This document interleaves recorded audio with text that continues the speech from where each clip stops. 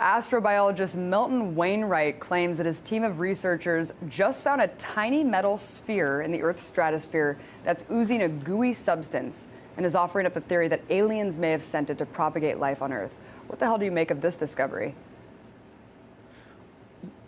It could be BS. I mean, you really have to talk to some people who actually understand the data and what the images might or might not represent, or what the particle might. I mean, I think you have to get a lot of different opinions when it comes to these things. And sometimes people like to say things because they know that someone like you will bring it up on television, or someone will click on it or get a lot of Twitter hits. I would be skeptical.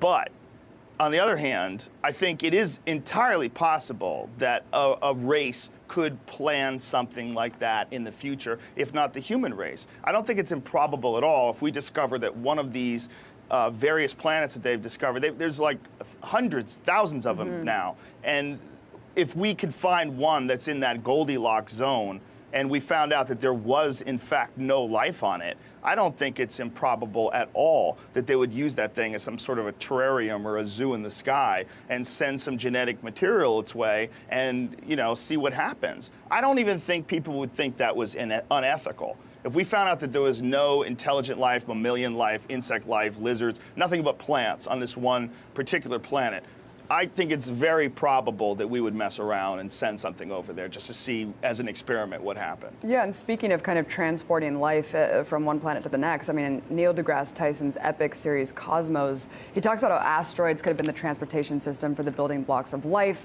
not only on Earth, but from Earth to other planets and other galaxies, and kind of circling all back around.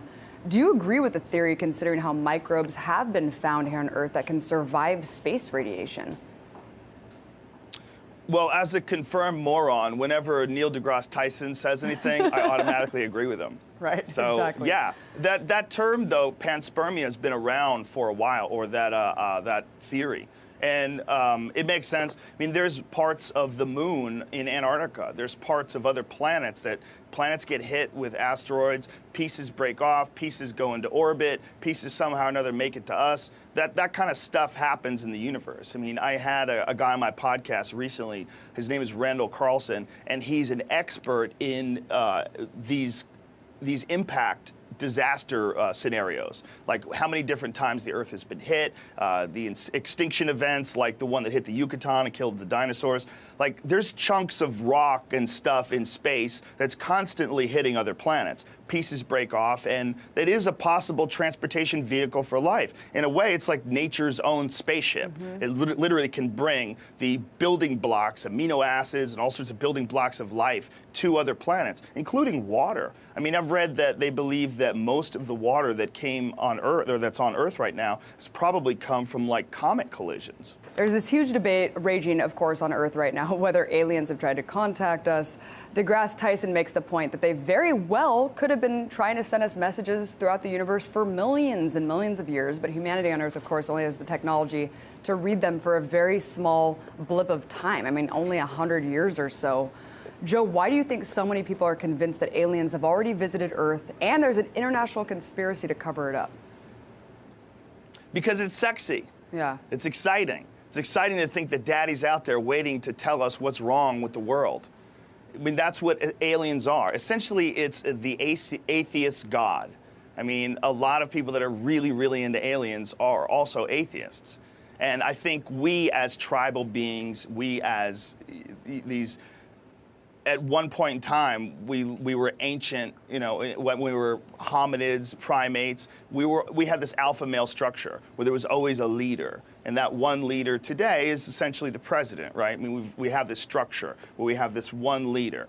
And I think when we know that everybody is kind of clueless, at a certain point in time in your life especially, you start looking at just the overall big picture of the infinite universe and the fact that you have a finite life and you're trying to accumulate as much understanding about what this is all about as you can while you're here for 90 whatever years if you're lucky, and that freaks us out. And we would like to think that someone out there is more advanced and is ahead of us, like a daddy, that can tell us what's wrong and what's going on. And that, I think, there's like an instinctual desire to look for that alpha. And I think in a lot of intelligent people, that is aliens. That is some advanced culture that has figured out how to bypass all the monkey nonsense that we're currently involved with war and famine and all the different craziness, violence, and all the horrible things, drug addiction, that this culture has moved past that and has gone to this new place, and they could help us. They could help us pull ourselves out of this primordial muck that we find ourselves in right now. The primordial ooze. So I think it's an instinct. It's an instinctive inclination to think that there's something out there. And then there's also the more intelligent people you talk to, the more they start talking about the vastness of what is actually the term infinity, and that it's not just likely that there's other life out there, but it's very, very probable. In fact, they believe that the universe is so huge that what infinity really represents is, Brian Cox tried to explain this to me when he was on my podcast, and I kind of get it, but what it means is that not only is there another Abby Martin, but there's another me talking to another Abby Martin. We've said the exact same things an infinite number of times. Like, there's no, every pause, that I just did, all that has been replicated to the nanosecond an infinite number of times throughout the cosmos. That's how big this thing really is. So it's not a matter of whether or not there are aliens out there. You're out there. I'm out there, and we're aliens. Wow. Yeah, and there's an infinite number of us. So there is life. It might not be something other than us, though. That's the weird thing. It is possible. I mean, it's not probable, but because everything that is possible in an infinite universe is probably, it probably exists. But it is possible that this is as good as it gets, and that where we are right now is as smart as any life form has ever achieved. That is possible too. And that's terrifying to us because we know we're idiots. We look at our behavior, we look at our wars, we look at the deficit and crime, and we look at the financial market and speculations and the fact that it's all stock market trades are being run by algorithms. It's chaos. It's craziness. And we hope there's someone better. We hope that we see the flaws in our own system, and we hope that someone out there in the cosmos has nailed it. But it's possible that the reason why we have advanced so much more, we have so much more technological ability than the other animals that are on this planet, it might just be because we're aware of this thing. We're aware of how bad we are. We're aware of how much potential we have, and we look towards an alien or a god or something as being some divine being that has conquered all the things that hold us from achieving our true potential. People get really hooked on this idea that it's definitely happened and that we've been contacted, and then they obsess on it. Mm-hmm. When you really look at the evidence, and I've really looked at as much of the evidence as I could get a hold of in a week or so. I mean, obviously there's people that have done way more research than me. But when we did that sci-fi show, Joe Rogan Questions Everything, and we started talking to people that have had alien encounters and alien abductions, boy, a lot of it seems like a lot of it, like a huge percentage. A lot of it seems like convenient memories that have in time, like you take your memory and in time you sort of add things to it and tweak it around, and then it becomes like a real memory to you. But the reality of what you actually saw in comparison to the reality of the actual event that you're recanting over and over again for decades is probably quite a bit different. Right. I mean, that's the problem is like people like Dr. Stephen Greer, the Disclosure Project's really interesting, and there's a lot of like high-level, politicians and government officials who have seen UFOs. But then again, we're living in the drone age, and who knows what technology existed 50 years ago that we didn't know about. Yeah. It's just really, really interesting. There's a lot of woo. Yeah. There's a lot of woo going on with that. That's a big part of that stuff. It's sexy to think that the aliens have visited us, but it's also possible that they never have. It's also possible that all these things that you see that are unidentified, that all of them are of human creation.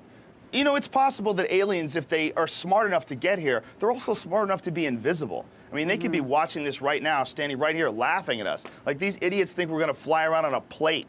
Like, we're right here, dude. We travel back and forth whenever we want, and we don't exist in a physical form. So you can't see us. You don't have the senses to detect us. I mean, it's incredibly possible that if you're dealing with multiple dimensions that we don't understand, like if you listen to string theorists, They're talking about 11 to 15 possible dimensions. We're only capable of seeing a few of those. So it is possible that some advanced being that exists in these other dimensions, this is where it gets really crazy, might not just be able to come visit us, but they might be here all the time, and we just can't detect them because we simply don't have the ability. Just like if you didn't have a nose, you wouldn't be able to detect smells. Like you wouldn't know that smells were a real thing. You would have no idea. If you had no sense of smell, you would have no idea that things smell different, that leather smells different than cheeseburgers. All of this is a normal, everyday thing to a human being. But it's only normal because it's been a part of our life our entire lives. If it never existed, the concept of smell would be completely alien. Well, it's quite possible that there's a bunch of different dimensions all around us all the time that are like that in a way. And if there are aliens that exist in these dimensions, they come to visit us, how the f would we know? We would have no idea. Right. We're talking about possibilities. We're talking about, I just don't think they're going to come in like spaceships with big silver Klaatu helmets on. It seems goofy. The gray head, the big black eyes. It seems so archetypal that I smell and I might be wrong. I mean, it's very possible that people have come, but it's also possible that people are having crazy dreams, and then they convince themselves that they're real, and then they believe that there's aliens that are coming to visit them, and that makes them more interesting than everybody else. It makes them special. Someone has finally recognized that they're special. Right. I mean, what about everyone just having kind of a collective DMT kind of release in their brain and having these alien encounters? I mean, I don't know. I don't know, because it is weird how everyone kind of has the same contact, and the same story. And who are we to say that your interpretive experience of reality is false? Then again, is it a psychedelic experience? I don't really know. But of course we have humans. It could be even crazier than that. I'm sorry. It could be even crazier than that. It could be both. It could be just a dream, but that dream could in fact be a real experience. Like you're actually making contact with alien life forms. It could be that there are passages when you are dreaming, when you're having this deep REM sleep, where you achieve some sort of an entrance into these potential other dimensions. That could be a part of the dream state. So when people have these crazy abduction experiences while they're sleeping, and they go on spaceships and they communicate with aliens that explain what's wrong with the nature of man and how to fix it and how to fix the world, stop polluting and how to clean up your environment, it is possible that's really happening too. The idea of a dream, we look at the idea of a dream like, oh, it's just a dream. But what does that really mean? We don't exactly know what the f a dream is. We know that we look forward to sleeping. We know that we shut off every night with no hesitation. No one's scared to go to sleep. Everyone's scared to die, but no one's scared to go to sleep. And when you shut off and you lose control and you have these crazy memories of these wild things that happen to you in your dream, it's quite possible that what that is just a non-physical reality that you're dipping your consciousness into. And it might not be something you could put on a scale or hit with a hammer, but it's quite possible that like psychedelic trips, like ayahuasca experiences or DMT experiences, those are all based on normal human neurochemistry that exists in your brain. And they believe exists during heavy REM sleep. And they believe, and there's some evidence that points to it now because of Rick Strassman's work with the Cottonwood Research Group, where they've isolated the pineal gland as being an actual producing element or agent of DMT. Like your pineal gland for a long time was just speculative, but now they've proven, at least in rats, that your pineal gland actually produces this incredibly potent psychedelic chemical. So it's possible that much like psychedelic experiences feel real, dreams, although it's obviously you're not really running from Godzilla on a skateboard with your cousin Mike, but when you're having this dream about that, you might be entering into this non-physical experience that is potentially something that is really taking place, not just with you, but with other people. You can have collective dreams on psychedelic chemicals. Insane. It's possible that we just don't know how to tune into whatever that might be. Or it's possible I smoke way too much weed, and this is all crazy talk. That's possible, too. I wanted to ask you, I mean, humans are now trying to colonize other planets themselves. 100 people were just selected as finalists to be the first 24 individuals to live on Mars with the Mars One reality show project. Experts are saying that among other technical difficulties that could kill these people, the colonists could easily starve to death. Joe, what does it say about our society that first there's thousands of contestants that are signed up to basically die on Mars for our entertainment, and it will probably be the highest rated show in history? Yeah, if we could just get like the Beverly Hills Housewives to get in one of those Mars things and send that out there, then it would be the highest rated show. They're just pulling their hair in space. I think it's ridiculous. We're in space. I think if you want to observe space, essentially, we are on a convertible in infinity. And if you really want to be the first guy to go to Mars, I mean, yeah, go for it, man. But what we're really understanding when you're looking at the vast nature of the universe, we're in space whether we like it or not. We are on a spaceship. It's a planet. It's spinning 1,000 miles an hour. It's a spaceship.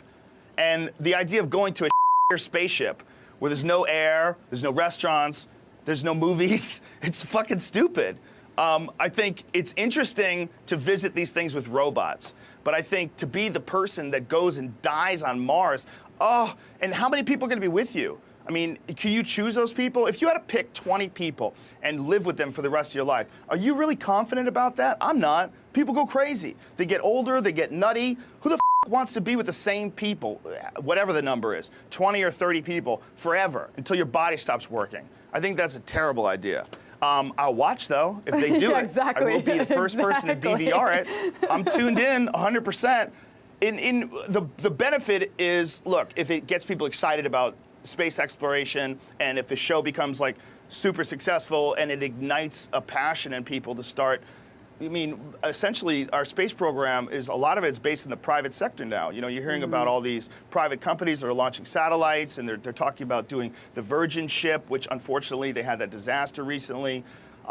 But those types of things, any event, gets people excited about space exploration. And I think that's what's great about it. Whether it's a good idea or not, that's up to debate. I don't think it's a good idea. I don't want to go to Mars. Right. But for some people, they don't like it here. They want off the planet.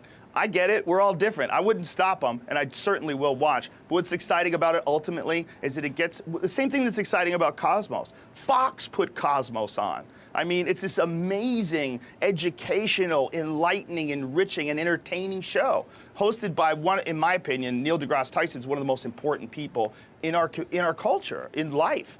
He's so important for illuminating to the average person how fascinating and fantastic the universe we live in really is. So when you have something like the Mars trip, or even the Virgin 1 disaster, even though it didn't work out so well in the particular prototype they're using, it's exciting because it gets people interested in the reality of space, and the reality of the cosmos, and in science.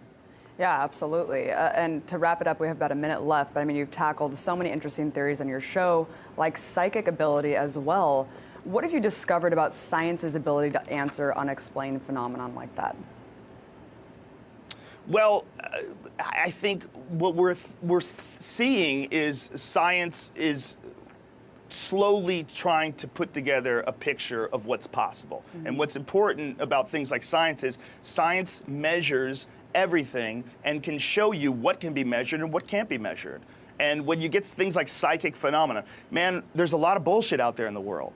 And when you have things like the ability to monitor brain waves and the various ways that they have of using fMRI and all these different methods of detecting where the activity in the brain is going on, we're slowly getting a better understanding of what's possible. But there's always going to be charlatans. And where science comes in, what's really important is when someone comes along and they say, hey, I can read minds, I can predict the future, we can go, okay, we'll prove it, and we'll measure that. Prove it, we'll write that down. Let's show us in a test. Show us over and over again in an objective observation of what you're doing, that we can see your results over and over again, that you can replicate this. This is a real thing. And if it's not, it either could be or it could be something that happens on such a rare occurrence. Like the possibility of synchronicity, the possibility of psychic thoughts and premonitions, I don't disprove them.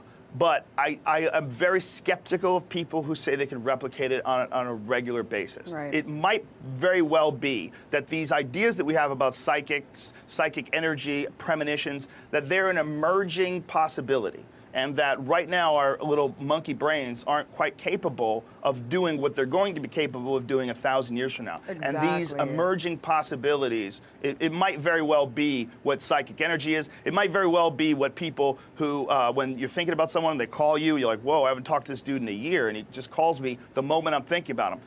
A lot of people want to brush that off and say that it's just coincidence, and it's very possible they're right. But it's also very possible that there are unique instances where there is some sort of a connection through space and time and the dimensions we live, and somehow or another your thoughts reach me without a device. That your energy, with the essence of what I consider Abby Martin, that you reach me somehow. And then I think about you and you call me or I call you, and that's an emerging possibility. Totally. And I don't think that's measured yet, though. See, I think most of, if you look at like the James Randi work, and Penn Jillette is big on this stuff, he believes that they're all bullshit artists, that all these psychics, they're using really advanced carny tricks.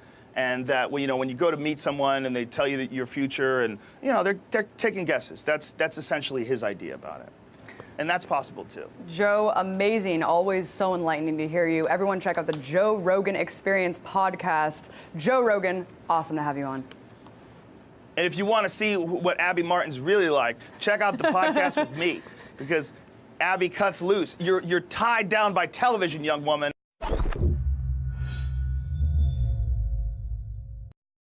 Life from one planet to the next. I mean, in Neil deGrasse Tyson's epic series Cosmos, he talks about how asteroids could have been the transportation system for the building blocks of life, not only on Earth, but from Earth to other planets and other galaxies, and kind of circling all back around. Do you agree with the theory, considering how microbes have been found here on Earth that can survive space radiation? Well, as a confirmed moron, whenever